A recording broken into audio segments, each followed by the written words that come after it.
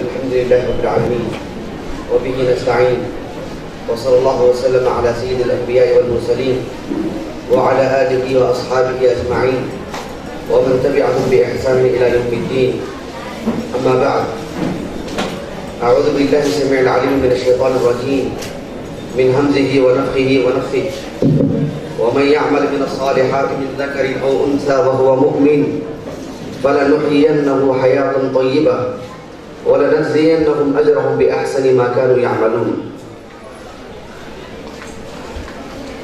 عزیز وقار اہل علم اور حاضرین جلسہ، جو آیت کریمہ میں نے آپ کے سامنے تلاوت کی، یہ سورہ نحل کی آیت ہے. اس آیت کریمہ میں اللہ سبحانہ وتعالی نے ارشاد فرمایا وَمَنْ يَعْمَلْ مِنَ الصَّالِحَاتِ مِنْ ذَكَرٍ أَوْ أُنْثَى وَهُوَ مُؤْمِنٌ، کہ جو کوئی مرد ہو یا عورت ہو اعمال صالحہ کرتا ہے، نیک اعمال کرتا ہے، اور وہ ہو بھی مومن، یعنی حالت ایمان میں ہو، مومن ہو، اللہ سبحانہ وتعالیٰ پر ایمان ہو، اور اللہ سبحانہ وتعالیٰ کے بتلائے ہوئے طریقے پر وہ عمل کرتا ہو، فَلَنُحْيِيَنَّهُ حَيَاةً طَيِّبَةً، تو ہم اس کی زندگی کو، دنیاوی زندگی کو خوشحال بنا دیں گے. وَلَنَجْزِيَنَّهُمْ أَجْرَهُمْ بِأَحْسَنِ مَا كَانُوا يَعْمَلُونَ، اور پھر اللہ سبحانہ وتعالیٰ نے آخرت میں ان کے لیے جو بدلہ رکھا ہے اس کا بھی ارشاد فرمایا.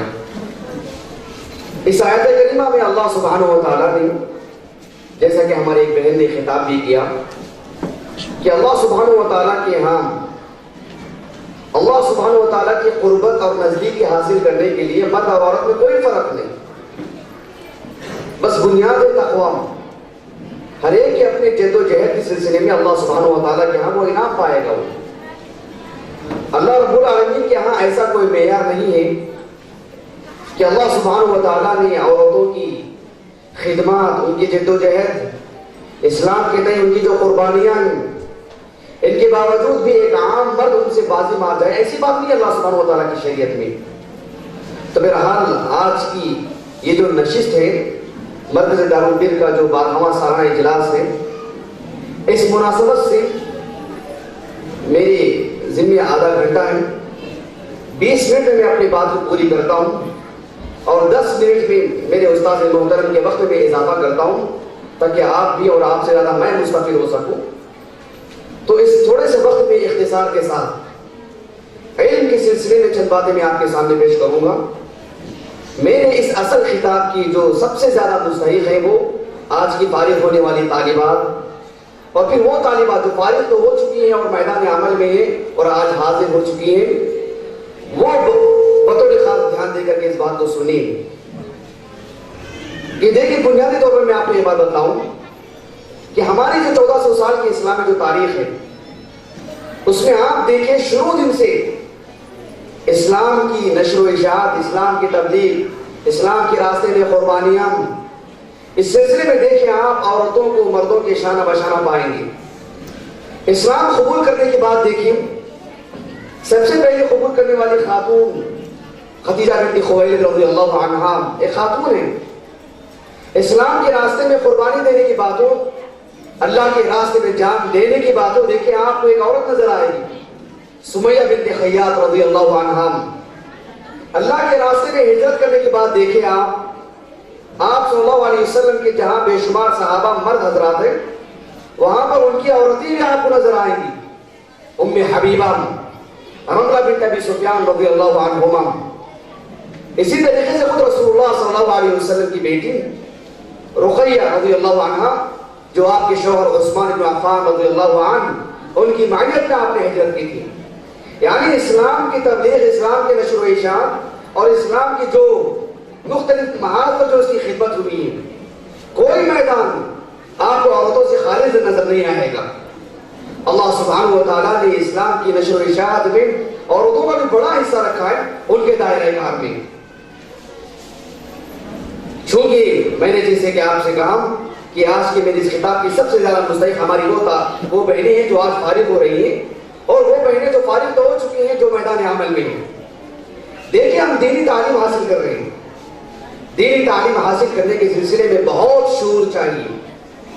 ہمارے والدین ہمیں دینی تعلیم حاصل کرنے کے لیے لاکے جو ہے ایک مدرسے میں داخلہ دلا دیے یا بس ایک ہے شعوری طور پر ہم داخلہ لے لیے, لیکن جو ہے بہرحال بڑی جماعت میں آنے تک ہمارے اندر شعور آ جانا چاہیے. یہ دینی تعلیم محض جدوجہد اور محنت سے حاصل ہونے والی چیز نہیں, بلکہ یہ رب العالمین کی خاص توفیق ہوتی ہے, رب العالمین کی خاص دین ہے یہ. آپ اس کی اہمیت کا اندازہ لگائیے.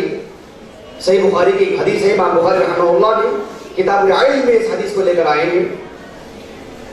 نبی کریم صلی اللہ علیہ وسلم نے فرمایا من یرد اللہ بہ خیرا یفقہہ فی الدین. بڑی معروف حدیث ہے. آپ صلی اللہ علیہ وسلم نے فرمایا کہ اللہ سبحانہ و تعالی جس کے ساتھ چاہے مرد ہو یا عورت ہو, من یعمل من یرد اللہ بہ خیرا, اللہ سبحانہ و تعالی جس کے ساتھ بھلائی کا ارادہ کرتا ہے اس کو دین کی سمجھ عطا کرتا ہے, دین کی فقہ عطا فرماتا ہے. اللہ سبحانہ و تعالی دین کی سمجھ عطا کرتا ہے اس کو. یعنی ذاتی طور پر محنت کر لینا, ذاتی طور پر خوب مطالعہ کر لینا یہ اصل چیز نہیں ہے, بلکہ اصل چیز ہے کہ رب العالمین سے رشتہ بڑا مضبوط ہو, رب العالمین کے سلسلے میں یعنی اس کی معرفت ہو, اس سے لگاؤ ہو, اس کے تعلق ہو, اللہ سے مانگتے رہیں. اللہ رب العالمین اگر اس کے ساتھ بھلائی کا ارادہ کیا ہے تب اس کو علم ملے گا, محض محنت سے نہیں ملے گا. یعنی محنت ایک سبب ہے, وہ محض محنت کی بنیاد پر علم ملنے والا نہیں ہے. صحیح بخاری کی جو شرح کرنے والے بے شمار علماء ہیں, ان میں جن کو اللہ رب العالمین نے نمایاں خصوصیت عطا فرمائی اور جو نمایاں نام نظر آتا ہے, عظیم عالم دین حافظ ابن حجر الاسقلانی رحمہ اللہ, 852 جن کا سن وفات ہجری ہے. اس حدیث کی شرح کرتے ہوئے آپ فرماتے ہیں کہ وَأَنَّ ذَلِكَ لَا يَكُونُ بِالْإِكْتِسَابِ فَقَطْ. کہا کہ اللہ سبحانہ و تعالیٰ جس کو علم عطا کرتا ہے اسی کو عطا کرتا ہے جس کے ساتھ وہ بھلائی کا ارادہ کرے, محض اکتساب کے ذریعے نہیں.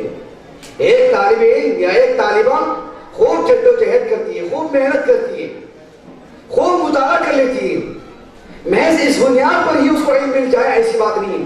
ہاں اللہ رب العالمین جس کو علم عطا کرنا چاہتا ہے, بھلائی کا ارادہ کر لیتا ہے, اس کے لیے علم کے راستے آسان کر دیتا ہے, حصول علم کے راستے. جیسے اس کے لیے بہترین استاذ اللہ رب العالمین اس کے لیے مہیا کر دے, کتابوں کی فراوانی کر دے, علمی ماحول پیدا کر دے, بلا کی ذہانت عطا کر دے, اور اللہ سبحانہ و تعالیٰ علم حاصل کرنے کے سلسلے میں جو اوصاف اور جو صفتیں ہونی چاہیے وہ اس کو عطا کر دیتا ہے, اور یوں اسے علم مل جاتا ہے. اس لیے کہ اللہ نے اس کے ساتھ بھلائی کا ارادہ کیا ہے. اللہ رب العالمین کے ہاں ہاتھ نہ اٹھائے جائیں, اس سے نہ گڑ گڑایا جائے اس کے سامنے, اور اسے نہ مانگا جائے. محض غرور نفس کی بنیاد پر مطالعہ کر لیں اور جو ہے اساتذہ کے سامنے بیٹھ کر کے پڑھ لیں, اور اساتذہ سے علم حاصل کرنے کا جو صحیح طریقہ ہے اس سے ہٹ کر کے محض ایک علم حاصل کرنے کا جو عام سے جو طریقہ ہے جو بہت کمی طلبہ میں وہ چیز نظر آتی ہے, اس اعتبار سے اگر علم حاصل کرنے کی کوشش کی جائے ایسے میں علم ملنے والا نہیں ہے. تو لہٰذا اللہ سبحانہ و تعالیٰ جس سے بھلائی کا ارادہ کرتا ہے انہیں کو اللہ سبحانہ و تعالیٰ علم عطا کرتا ہے. آپ دیکھیں ایک مومن ایک منافق, ایک مومن وہ ہوتا ہے جو ہر لمحہ یہ چاہتا ہے کہ اللہ کی معرفت ہو جائے, رسول اللہ صلی اللہ علیہ وسلم کی زندگی سے وہ یعنی مطالعہ کرے, اس سے مستفید ہو, اس کے مطابق اپنی زندگی گزارے. اللہ سبحانہ و تعالیٰ جو اسے دین کی فقاہت عطا فرماتا ہے. لیکن ایک منافق جو چاہتا ہی نہیں ہے کہ اسے اللہ کی معرفت ہو, وہ چاہتا ہی نہیں ہے کہ اسے رسول اللہ صلی اللہ علیہ وسلم سے کچھ لگاؤ ہو, وہ چاہتا ہی نہیں ہے کہ زندگی ویسے گزارے جیسے کہ اللہ کے رسول نے بتائے ہیں. اس اعتبار سے وہ تعلیم حاصل نہیں کرنا چاہتا ہے, اس لیے اللہ رب العالمین اسے دین کی سمجھ نہیں عطا فرماتا ہے. سنن ترمذی کی ایک حدیث آتی ہے, بڑی اہم حدیث ہے. امام ترمذی رحمہ اللہ نے کتاب العلم میں اس حدیث کو لے کر آئے. آپ صلی اللہ علیہ وسلم نے فرمایا خصلتان لا تجتمعان فی منافق, کہ دو صفتیں ایسی ہیں جو منافق میں کبھی جمع نہیں ہوگی. دو بہترین خصلتیں ایسی ہیں جو ایک مومن میں رہیں گی, ایک منافق میں کبھی وہ نظر نہیں آئیں گی. حسن سمت, بہترین وضاحت, اس کے لباس سے, اس کے چہرے سے, اس کی چال چلن سے, اس کے اٹھنے بیٹھنے سے, اس کی گفتگو سے جو ایمان نظر آتا ہے وہ ایک منافق میں کبھی نظر نہیں آئے گا. وفقہ فی الدین, اور دین کی سمجھ حاصل کرنے کے لیے جو مومن تگو دو کرتا ہے, ایک منافق میں کبھی وہ چیز نظر نہیں آئے گی. اللہ رب العالمین ایک منافق کو کبھی دین کی سمجھ نہیں آتا فرمائے گا. آپ دیکھیں قرآن مجید میں اللہ رب العالمین نے سورہ نساء میں ارشاد فرمایا کہ منافقین کے سلسلے میں منافقین کا قول اللہ تعالیٰ نے نقل کیا کہ وَإِن تُصِبْهُمْ حَسَنَةٌ يَقُولُونَ هَذَا مِنْ عِنْدِ اللَّهِ وَإِن تُصِبْهُمْ سَيِّئَةٌ يَقُولُونَ هَذَا مِنْ عِنْدِكَ يَقُولُونَ هَذِهِ مِنْ عِنْدِكَ.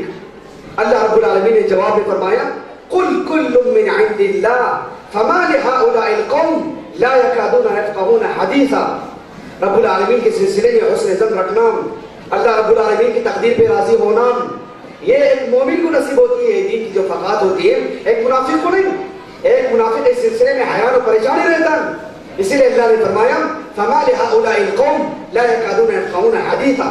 کہنے کا مطلب یہ ہے کہ دین کی جو سمجھ ہے یہ رب العالمین جس کے ساتھ بھلائی کا ارادہ کرتا ہے اسی کو عطا فرماتا ہے, ہر کسی کو نہیں. اسی لیے اللہ سے بھلائی مانگنا چاہیے. بھلائی سے مراد یہ اصل کے اعتبار سے دین کی فقہ ہے, دین کی سمجھ ہے. رہا مسئلہ اچھے خاصے کھانے پینے کی چیزیں مل جانا, سواریوں کا نصیب ہو جانا, اچھی خاصی رہائش کے لیے گھر بن جانا, یہ تو ایک مومن کے کیا کافی کو وہ چیزیں مل جاتی ہیں. سب سے اہم چیز یہ ہوتی ہے کہ اللہ سبحانہ و تعالیٰ کی معرفت, اور اللہ رب العالمین جس کے ساتھ بھلائی کا ارادہ کرتا ہے اسی کو عطا کرتا ہے. علم کے سلسلے میں ایک بات آپ کو یہ بھی معلوم ہو جانی چاہیے بطور خاص ہماری ان بہنوں کو جو فارغ ہونے جا رہی ہیں کہ علم صرف اور صرف رب العالمین کی جانکاری کا حصہ بننا چاہیے. یہ جو علم حاصل کر رہے اس سے اللہ کی معرفت ہونی چاہیے. یہ علم ہم کو اللہ کے قریب لے کے جانا چاہیے. اس علم کی وجہ سے اگر کوئی اللہ سے دور ہو جا رہا ہے یہ تو بہت بڑی آفت ہے اس کے لیے. قرآن مجید میں اللہ رب العالمین نے ارشاد فرمایا اہل ایمان سے خطاب کرتے ہوئے وَلَا تَكُونُوا كَالَّذِينَ نَسُوا اللَّهَ وَلَا تَكُونُوا كَالَّذِينَ نَسُوا اللَّهَ فَأَنْسَاهُمْ أَنفُسَهُمْ. اللہ رب العالمین نے فرمایا تم ایسے لوگ نہ بن جاؤ. سورہ حشر میں اللہ نے فرمایا جن لوگوں نے اللہ کو بھلا دیا ہو, یعنی یہ علم اللہ کے قریب لے کے جانا چاہیے. اللہ کی معرفت ہونی چاہیے, ہر لمحہ اللہ کا ذکر ہونی چاہیے. صرف زبانی طور پر نہیں, ہمارے عملی طور پر بھی ہمارے عضو میں اللہ رب العالمین کی یاد اور اس کی معرفت اور اس کا ذکر جو ہونا چاہیے. اللہ رب العالمین کی شریعت سے ہماری وابستگی ہونی چاہیے. یہ علم کا سب سے بڑا فائدہ یہ ہونا چاہیے. اللہ رب العالمین نے فرمایا نبی کریم صلی اللہ علیہ وسلم سے خطاب کرتے ہوئے وَلَا تُطِعْ مَنْ أَغْفَلْنَا قَلْبَهُ عَنْ ذِكْرِنَا وَاتَّبَعَ هَوَاهُ وَكَانَ أَمْرُهُ فُرُطًا. یہ تو کفار کے سلسلے میں اللہ نے فرمایا ایسے لوگوں کی اتباع نہ کیجیے, ایسے لوگوں کی فرما برداری نہ کیجیے, ایسے لوگوں کے ساتھ اٹھنا بیٹھنا نہیں ہونا چاہیے جن سے اللہ رب العالمین کی یاد چاہتی رہے. ایسے لوگ ہماری صحبت میں ہونی چاہیے. ایسے لوگوں کے پاس ہم بیٹھے, علماء کے پاس, اہل علم کے پاس, اہل فضل کے پاس, جس سے رب العالمین کی یاد تازہ ہوتی رہی. یعنی یہ علم اللہ رب العالمین کی یاد دہانے کا سبب بننا چاہیے, اللہ کو بھلانے کا نہیں. ایسے اہل علم کے بارے میں تو اللہ نے تعریف فرمائی شہید اللہ انہ لا الہ الا ہوا والملائکہ واولو العلم قائما بالقسط. اللہ رب العالمین نے اپنی معرفت کی گواہی کے طور پر اللہ سبحانہ و تعالیٰ اپنی الوہیت کی اور اپنی ربوبیت اور اپنا تعارف کراتے ہوئے کہا کہ اللہ سبحانہ و تعالیٰ کے بارے میں خود اللہ گواہی دیتا ہے. وَكَفَى بِاللَّهِ شَهِيدًا. اور فرشتے گواہی دیتے اور اہل علم گواہی دیتے. یعنی سبحان اللہ, دیکھیں آپ اللہ سبحانہ و تعالیٰ پر ایمان لانے والوں کی دنیا میں کمی نہیں الحمدللہ, لیکن ان میں سے بھی اللہ رب العالمین نے اہل علم کا اختیار فرمایا, اہل علم کا انتخاب فرمایا اپنی شہادت کے لیے. اللہ اکبر, کتنی بڑی سعادت کی بات ہے یہ محض علم کی بات دنیا پر چیز ملتی ہے. اور علم کو اسی کے حد تک رکھنا چاہیے اللہ کی معرفت کے لیے, دنیا کے حصول کے لیے, دنیا میں اپنی امتیاز بنانے کے لیے, دنیا میں اپنے کو نمایاں کرنے کے لیے اور دنیا کے حصول کے لیے. اگر اس علم کو حاصل کیا جائے تو سبحان اللہ, اللہ سبحانہ و تعالیٰ اس کو یعنی جانوروں سے بدتر قرار دیا. یہ علم اللہ سبحانہ و تعالیٰ کی معرفت کے لیے ہونی چاہیے. اسی اعتبار سے دین کو حاصل کرنا چاہیے. قرآن مجید میں اس طرح کی بے شمار آیتیں, اختصار کے ساتھ 2-3 آیتیں بھی ہمارے لیے کافی سمجھنے کے لیے. علم کے سلسلے میں ایک اور بات میں آپ کو بتلاؤں بطور خاص, یہ بات تو آج کے ہمارے اس زمانے میں بہت ہی زیادہ اہم ہے. وہ یہ ہے کہ علم کا حصول, علم کا حاصل کرنا یہ بہت بڑا سبب ہے کسی بھی صاحب علم کو فتنوں سے بچانے کے لیے۔ ایک مسلمان علم حاصل کرتا ہے، آپ اس کی زندگی میں دیکھیں گے اگر وہ صاحب علم کے ساتھ باعمل بھی ہے، وہ فتنوں سے اپنے آپ کو بچا کے رکھے گا۔ اللہ سبحانہ و تعالیٰ اس علم کے بدولت اسے فتنوں سے بچا کے رکھے گا۔ قرآن مجید میں اللہ سبحانہ و تعالیٰ نے فرمایا سورہ نساء میں وَإِذَا جَاءَهُمْ أَمْرٌ مِّنَ الْأَمْنِ أَوِ الْخَوْفِ أَذَاعُوا بِهِ وَإِذَا جَاءَهُمْ أَمْرٌ مِّنَ الْأَمْنِ أَوِ الْخَوْفِ أَذَاعُوا بِهِ۔ اللہ رب العالمین نے منافقین کے سلسلے میں اس آیت کا جو شان نزول ہے، امام بخاری رحمہ اللہ نے کتاب تفسیر میں عمر بن خطاب رضی اللہ عنہ سے نقل فرمایا، اور پھر اس تفسیر کے ساتھ صحیح مسلم میں امام مسلم رحمہ اللہ نے مزید تفسیر کے ساتھ نقل فرمائے ہیں کہ اہل علم کوئی بات چاہے اس کا تعلق امن سے ہو، چاہے اس کا تعلق خوف سے ہو، فتنہ فساد سے ہو، لوگوں میں عام کر دیتے، پھیلا دیتے ہیں، خود بھی فتنے کا شکار ہو جاتے ہیں اور عام لوگوں کو بھی فتنوں میں جو ہے فتنوں میں داخل کر دیتے ہیں۔ اللہ سبحانہ و تعالیٰ نے فرمایا ان منافقین کے سلسلے میں کہ اگر یہ منافقین وَلَوْ رَدُّوهُ إِلَى الرَّسُولِ وَإِلَى أُولِي الْأَمْرِ مِنْهُمْ لَعَلِمَهُ الَّذِينَ يَسْتَنبِطُونَهُ مِنْهُمْ۔ اللہ سبحانہ و تعالیٰ نے فرمایا اگر اس معاملے کو کوئی بھی بات ہوتی، امن کی بات، خوف کی بات، تحقیق کے لیے اللہ کے رسول کے پاس اگر اس بات کو پیش کیا جاتا، اولو الامر کے پاس پیش کیا جاتا، اولو الامر سے مراد اہل علم مراد ہے، ان کے پاس پیش کیا جاتا، اہل علم اس معاملے کو علم کی روشنی میں تحقیق کر لیتے کہ معاملہ کیا ہے، معاملہ کیا ہے، معاملے کی اصل کیا ہے، اہل علم سے اس کی تحقیق کر لیتی۔ اس لیے کہ منافقین ان کے پاس اس کا علم نہیں ہوتا ہے، علم عطا نہیں کرتا اللہ رب العالمین ان کو، یوں منافقین فتنے کا شکار ہو جاتے ہیں اور دوسروں کو بھی فتنے میں ڈال دیتے ہیں، لیکن اہل علم ہوتے ہیں فتنوں سے خود کو بھی محفوظ رکھتے ہیں اور پوری انسانیت کو فتنوں سے بچاتے ہیں۔ عمر بن خطاب رضی اللہ عنہ وہ بھی کہتے ہیں کہ اس آیت کا مصداق میں بھی ہوں، وہ واقعہ کافی تفصیل کافی جو ہے طویل واقعہ ہے وہ، بہرحال آیت کا مفہوم تو یہی ہے اور یہی جو عمر بن خطاب رضی اللہ عنہ نے پیش فرمایا۔ ایک حدیث میں آپ کو سناتا ہوں، آپ ذرا غور کیجیے کہ صاحب علم اپنے آپ کو کیسے فتنوں سے محفوظ کرتا ہے اور پوری انسانیت کو کیسے بچاتا ہے۔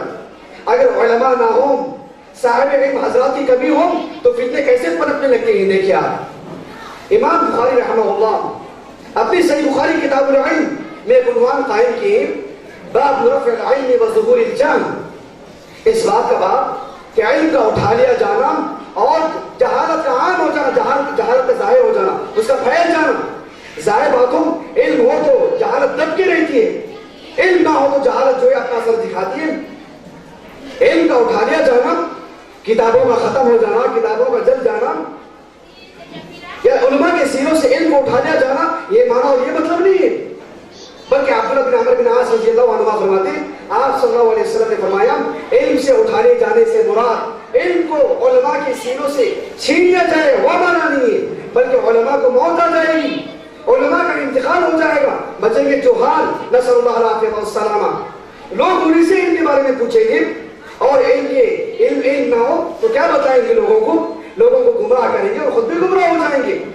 امام بخاری رحمہ اللہ نے اس عنوان کے تحت انس بن مالک رضی اللہ عنہ سے مروی ایک حدیث لے کر کے آئے، بڑی معروف حدیث ہے، آپ لوگ اس کو سنے ہوں گے، لیکن اس میں خاص بات ہے وہ مجھے آپ کو بتلانا ہے۔ آپ صلی اللہ علیہ وسلم نے فرمایا، انس بن مالک رضی اللہ عنہ کہتے ہیں کہ نبی کریم صلی اللہ علیہ وسلم نے فرمایا کہ قیامت کی جو نشانیاں ہیں، قیامت کی نشانیاں دو طرح کی ہیں۔ ایک قیامت کی نشانیاں وہ ہیں جو چھوٹی ہیں، چھوٹی کا یہ مطلب نہیں ہے کہ ان کا کوئی اثر نہیں ہوگا، ان کا بھی بڑا زبردست اثر ہوگا، وہ بڑی جو نشانیاں ہوتی ہیں ان کے لیے جو ہے ایک مقدمے کی حیثیت رکھی گئی۔ آپ صلی اللہ علیہ وسلم نے فرمایا قیامت کی نشانیوں میں سے یہ بھی ہے ان یقین العلم، اس حدیث کو ذرا غور سے سنیے گا، بطور خاص ہماری ہو رہی ہے جو فارغ ہونے جا رہی۔ اللہ کے رسول نے فرمایا صلی اللہ علیہ وسلم کہ قیامت کی نشانیاں میں سے یہ بھی ہے کہ ان یقین العلم، علم کم ہو جائے گا، یعنی علماء کی مقدار معمولی ہوتی جائے گی، ایک ایک کر کے ان کا انتقال ہوتا جائے گا۔ وَيَظْهَرَ الْجَهْلُ، جہالت ظاہر ہوتی جائے گی۔ اس کے بعد فرمایا وَيَظْهَرَ الزِّنَا، زنا ظاہر ہو جائے گا۔ وَتَكْثُرُ النِّسَاءُ، عورتوں کی تعداد زیادہ ہو جائے گی۔ وَيَقِلُّ الرِّجَالُ، مردوں کی تعداد میں کمی ہوتی جائے گی. اب غور طلب بات کیا ہے؟ اس حدیث میں کہنے کی بہت ساری باتیں. میرے موضوع سے متعلق جو باتیں ہوئی ہیں کہ آپ صلی اللہ علیہ وسلم نے قیامت کی جو نشانیاں بتلائیں، آپ ذرا ترتیب پہ غور کیجیے. آپ نے فرمایا کہ سب سے پہلے علم کم ہو جائے گا، یعنی علماء کی تعداد کم ہو جائے گی، علماء معمولی مقدار میں رہیں گے. سبحان اللہ، آج کا دور دیکھیے، اللہ اکبر. علماء معمولی تعداد میں ہو جائیں گے، معمولی مقدار میں، برائے نام انگلیوں میں گنے جائیں گے. اور آج تو وہ نوبت بھی نہیں ہے، بالکل معمولی تعداد میں علماء رہیں گے. ایسے میں جہالت ظاہر ہو جائے گی، زنا ظاہر ہو جائے گا، عورتوں کی تعداد زیادہ ہو جائے گی اور مردوں کی تعداد کم. یعنی سارے فتنے جو بتائے جا رہے ہیں اللہ کے رسول، آپ صلی اللہ علیہ وسلم نے پہلے فرمایا کہ علم معمولی مقدار میں ہو جائے گا، علماء کم ہو جائیں گے، علم تھوڑا رہے گا تو ہر کوئی برائی اپنا اثر دکھا دی جائے گی. سارے فتنوں کے لیے سد باب یہی علم ہے، علم کا حصول ہے. علماء جتنی زیادہ مقدار میں رہیں گے، فتنے اتنی زیادہ کم رہیں گے. صحابہ کے دور کو لیجیے آپ، تابعین کے دور کو لیجیے آپ ذرا غور کر کے دیکھیں. اللہ اکبر. صحابہ کے دور میں اگر کسی بڑے سے بڑے عالم کا انتقال بھی ہو جاتا، اتنا بڑا فتنہ نہیں تھا، اس لیے کہ علماء کی تعداد اور بھی بہت کچھ باقی تھی. تابعین کے دور میں بھی یہی بات ہے، تابعین کے دور میں بھی یہی بات ہے. آج کے دور میں ایسی بات نہیں. آج کے دور میں ایک معمولی طالب علم کا انتقال ہو جانا، وہ بھی پورے قریہ اور بستی والوں کے لیے ہلاکت کی بات ہے. بڑے علماء کی بات رہنے دیجیے، ایک بڑے عالم کی بات رہنے دیجیے. ایک معمولی طالب علم جو ابھی فارغ ہوا ہو، ابھی سند لے کے آیا ہو، اس کے علم میں پختگی نہ ہو، صرف توحید کی باتیں جو اپنے قوم میں بتلا رہا ہے، اس کا انتقال بھی لوگوں کے لیے بہت بڑی آفت ہے. بڑے علماء کی بات کیا ہوگی اللہ اگر بتائیے. ایسے میں جتنے بھی فتنے اٹھیں گے، اس کا سب سے بڑا سبب علم کا نفوذ ہو جانا ہے، اہل علم کا نہ ہونا ہے. ایسے میں ہر مسلمان کو بیدار رہنا چاہیے، ہوشیار رہنا چاہیے، اور اپنے گھر سے کم از کم آج کے اس دور کے اعتبار سے ایک فرد کو، ایک مرد کو، ایک لڑکا ایک لڑکی کم از کم اپنے گھر سے علم حاصل کرنے کے لیے جائیں اور جو لوگوں میں علم پھیلائیں. ایسے میں جو فتنوں کا سد باب ہوگا، فتنوں کو روک سکیں گے. ورنہ یہ فتنے ایسے ہی اپنا اثر دکھاتے رہیں گے اور علماء کی تعداد کم ہوتی جائے گی اور علماء کے اہل علم اور علم کی طرف کسی کی توجہ نہیں ہوگی اور فتنے جو پھیل دی جائیں گے. سبحان اللہ. بہرحال یہ کچھ باتیں میں نے آپ کے سامنے رکھی ہیں. آخر میں ایک اور بات آپ کے سامنے کہہ کر کے اپنی بات کو ختم کر دیتا ہوں. 5 باقی رہ گئے میرے. وہ بات یہ کہ ہماری عموماً خواتین کی بات کر رہا ہوں، ہمارے بہنوں کی جو پھیلانے کے لیے بے شمار میادین ہو، میدان ہو، ان کے لیے بہت کم ایسے مواقع ملتے ہیں. کسی ایک آدھ لڑکی کو، ایک آدھ طالبہ کو کسی مدرسے میں پڑھانے کا موقع مل جائے، کسی مسجد میں مکتب پڑھانے کا موقع مل جائے، سب کو یہ بات تو نصیب نہیں ہوتی ہے.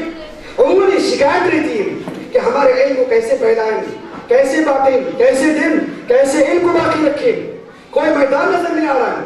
مایوس ہونے کی ضرورت نہیں. میں آپ کو ایسا نسخہ پیش کروں گا انشاءاللہ ہماری تاریخ سے، جو آپ کے لیے بہت بڑا کام کرے گا انشاءاللہ. بہت حوصلہ کن ثابت ہوگا انشاءاللہ. بہت ہمت اور بہت قوت ملے گی آپ کو، بہت جذبہ ملے گا آپ کو انشاءاللہ. ایک قدم پیچھے نہیں ہٹیں گے آپ انشاءاللہ. یعنی آپ کو وہ نسخہ بتاؤں گا جس سے آپ اپنے علم کو محفوظ کر سکیں. امام بخاری رحمہ اللہ نے کتاب العلم میں جس عنوان کے تھے ابھی جو حدیث میں نے آپ کے سامنے پیش کی، باب رفع العلم وظہور الجہل، اس کے تحت ایک معلق روایت لے کر کے آئے امام بخاری رحمہ اللہ. ربیعۃ الرائع، ربیعہ بن ابی عبد الرحمن، بہت معروف تابعی ہے، مدینے کے معروف علماء میں سے، معروف فقہاء میں سے ہیں. امام مالک کے استاد ہیں، ربیعۃ الرائع کے نام سے معروف ہیں. وہ کہتے ہیں ان کا قول انہوں نے نقل کیا امام بخاری نے. ربیعۃ الرائع رحمہ اللہ فرماتے ہیں لا ينبغي لأحد عنده شيء من العلم، لا ينبغي لأحد عنده شيء من العلم ان يضيع نفسه. ہر طالب علم کو مجھ سمیت یہ جملہ اپنے دامن سے باندھ کے رکھنا چاہیے. بہت ہمت دلاتا ہے یہ جملہ. یعنی اللہ سبحانہ وتعالیٰ نے جس کو جتنا علم عطا کیا ہے، معمولی مقدار میں کیوں نہ ہو، اپنے آپ کو ظاہر نہیں کرنا چاہیے. یعنی مانا کیا اس کی شرح میں ابن حجر رحمہ اللہ نے بہت ساری باتیں جو نقل کی ہیں، لیکن باپ سے متعلق جو بات انہوں نے کہی وہ یہ ہے کہ اللہ سبحانہ وتعالیٰ نے جس کے نصیب میں جتنا علم عطا کیا، وہ دیکھیں کہ میرے پاس کتنا علم ہے، میرے لیے اتنا دائرہ کار ہے، میرے پاس اتنا بڑا میدان ہے، میرے لیے اتنی بڑی چیز ہے، میں کیسے اپنے علم کو جو شیئر کر سکوں، کیسے علم کی تبلیغ کر سکوں. صرف شیئر کرنے کا معنی نہیں، ایک فنی چیز نہیں ہے، یہ ایک عبادت ہے. یعنی کیسے علم کی تبلیغ کر سکوں میں، یہ دیکھنا چاہیے. مثال کے طور پر کم سے کم درجے کو لے لیجیے. ایسی کوئی ہماری بہن ہے جو ایسے گھرانے کی ہے जिस घर से उसे बाहर जाने की कोई इजाजत नहीं होगी, तबलीग का कोई मैदान नहीं होगा, उसको मायूस होने की जरूरत नहीं। अपने घर में रहते हुए अपने शौहर की इस्लाह कर सकती है, अपने बच्चे की इस्लाह कर सकती है। अगर उसमें भी कामयाब हो जाए बहुत बड़ी कामयाबी है, और इदारे का समझ लीजिए बहुत बड़ा हक अदा हो चुका है। आप देखिए, चूंकि यहाँ पर आलिमियत तक तालीम है, फजीलत तक तालीम होती, तो आपको ये बात बहुत अच्छे से समझ में आती है। आगे आपके पास समझ आएगी इंशाअल्लाह। आप अगर हदीसें पढ़ेंगे, चूंकि आलिमियत तक हदीसों को इस अंदाज में पढ़ाया जाता है कि सनद को हज़फ कर दिया जाता है। अगर आप बाद में बड़ी किताबों को पढ़ेंगे, मिसाल के तौर पर कुतुब सित्ता की बात ले लीजिए, सही बुखारी, सही मुस्लिम, सुनन अबी दाऊद, सुनन तिरमिज़ी, सुनन नसाई, सुनन इब्न माजाह, अगर आप हदीस को सनद से पढ़ेंगे, सनदों में जिन रावियों के नाम आते हैं, आप उनमें एक बड़ी तादाद रावियों की ऐसी पाएंगे जो अपनी बीवियों से रिवायत करते हैं, अपनी बीवियों से रिवायत। मिसाल के तौर पर कोई मैं ऐसे रिजाल को नहीं पेश करूंगा जो बहुत ही मुश्किल से ढूंढ कर लाना पड़ेगा। मारूफ हुआ उर्वा बिन ज़ुबैर की बात ले लीजिए, मारूफ उलमा में से, कुतुब सित्ता के रिजाल में से, और बहुत ही मारूफ उलमा में से मदीने की। उर्वा बिन ज़ुबैर रहमहुल्लाह अपनी बीवी फातिमा बिन मुंज़िर से रिवायत करते हैं। यानी अगर बीवी के पास इल्म हो, वो अपने घर में रहते हुए अपने शौहर को इल्म दे सकती है। देखिए बेशुमार अहादीस हमको शौहरों ने उनकी बीवियों से रिवायत करते हुए नकल किए। अल्लाहु अकबर। आपको बाहर जाने की भी जरूरत नहीं, अपने शौहरों को इल्म दे दीजिए, आपने बहुत बड़ा काम कर दिया है। एक दो नाम नहीं, बेशुमार नाम मैं आपको पेश कर सकता हूँ। एक और नाम ले लीजिए ताबीन में से, अबू इस्हाक़ अस-सबीई रहमहुल्लाह। अहले इल्म जाते कितने मारूफ रावी हैं। आप सही बुखारी उठा लीजिए, आप गर्दानी करते रहिए, आपको बहुत कम अहादीस ऐसे मिलेंगे जिसमें इनका नाम ना हो, बकसरत इनका नाम मिलता रहेगा। अबू इस्हाक़ अस-सबीई रहमहुल्लाह, वो अपने असातिज़ा में से अपने एक उस्ताद से अपनी बीवी से भी रिवायत करते हैं, उनके असातिज़ा में उनकी बीवी का नाम आता है। ऐसी बहुत बड़ी तादाद है रावियों की जो अपने शौहरों से, अपनी बीवियों से रिवायत करते हैं। बीवियों के पास इल्म है और उन्होंने अपने शौहरों को इल्म अता किया। एक दो नाम नहीं, बेशुमार नाम आपके सामने पेश किए जा सकते हैं। और इसी तरीके से रावियों में से आपको बेशुमार रावी ऐसे भी मिल जाएंगे कि जिनके असातिज़ा में जहां बड़े बड़े उलमा हैं, उन्हीं में से उनकी माँ का भी उनमें नाम आएगा, उनके माँ का नाम आप देखेंगे। देखिए मिसाल के तौर पर सहाबा में से ले लीजिए, सफिया बिन्त शैबा रज़ियल्लाहु अन्हा, उनके बेटे मंसूर इब्न अब्दुर्रहमान इब्न तलहा उनसे रिवायत करते हैं, और एक दो हदीसें बकसरत अहादीस पेश करते हैं। सहाबा में से ले लीजिए आप अस्मा रज़ियल्लाहु अन्हा, उनके बेटे उर्वा उनसे रिवायत करते हैं, और जो वो अपनी खाला से रिवायत करते हैं आयशा रज़ियल्लाहु अन्हा से। ताबीन में ले लीजिए आप एक नुमाया नाम अमर बिन अब्दुर्रहमान, उनसे उनके बेटे मोहम्मद बिन अब्दुर्रहमान, वो उनसे रिवायत पेश करते हैं। अन उम्मी, ऐसे आपको रिवायत मिलेगी। इमाम हसन बसरी मारूफ आलिम दीन है, वो अपनी माँ से रिवायत करते हैं। यानी कितने आपको रावियों के नाम पेश किए जाएं जो अपनी माँ से रिवायत पेश करते हैं। अगर आप इस इल्म को अपने बच्चों और अपने शौहर के हद तक भी अगर काम कर दें, बहुत बड़ा काम हो जाएगा। हिम्मत मत हारिए आप जरा जो है बुलंद हिम्मती से काम लीजिए और अपने शौहर पर मेहनत कीजिए, आप अपने बच्चों पर मेहनत कीजिए आप। और अल्लाह सुब्हानहू व तआला के यानी जिन शौहरों को ये बात नसीब करके रखिए कि उनके औलाद में कोई ऐसी बेटी जो कि पढ़ी लिखी आलिमा है, उनका कोई ऐसा शौहर है जो उनकी बीवी आलिमा है, उनके लिए मैदान देना चाहिए, उनके लिए मैदान फराहम करना चाहिए। ये आपकी जिम्मेदारी है। ऐसा ना हो कि आपकी बेटी आलिमा है, आपकी बेटी के हाथ में सनद है, और आप ऐसे घराने में शादी कर रहे हैं जहां उसे तबलीग का कोई बात नजर नहीं आ रहा है, जहां वो इल्म को नहीं फैला सकती है। इसका लिहाज करना चाहिए। ये इस बात की दलील होती है कि इस्लाम से आपको मोहब्बत है, इस्लाम की तबलीग में आप अपना रोब दिखाना चाहते हैं। ऐसे में अपने बेटों की शादियां ऐसे घरों में कीजिए, और शौहरों को चाहिए कि अपने बीवियों का जो इल्म है उसको महफूज रखने के सिलसिले में खातिर कोशिश करनी चाहिए। अल्लाह सुब्हानहू व तआला से दुआ है कि अल्लाह सुब्हानहू व तआला इस इदारे के, मेरे जो उस्ताद हैं, इस इदारे के जिम्मेदार, उनके अहल खाना, उनके वालिदैन जिन्होंने अपना पैसा सरमाया, अपनी जिस्मानी मेहनत हर कुछ लगाया, जो इस इलाके के एतबार से एक फर्ज किफाया अदा किया, अल्हम्दुलिल्लाह। अल्लाह सुब्हानहू व तआला के हसनात में शुमार फरमाए, और हमारी जो बहनें फारिग हो रही, अल्लाह सुब्हानहू व तआला उनको उनके इल्म को महफूज रखे, उसकी तबलीग के लिए उन्हें मौके फराहम करे, और अल्लाह सुब्हानहू व तआला मुत्तकी और दामन مسلمان بنائیں، اللہ سبحانہ و تعالیٰ کے ہاں ہم مرضی ہو کہ اللہ کی پسندیدہ شخصیات میں سے ہو، اللہ سبحانہ و تعالیٰ اسلام پر ہمارا خاتمہ کریں، آمین و آخر دعوانا الحمدللہ رب العالمین۔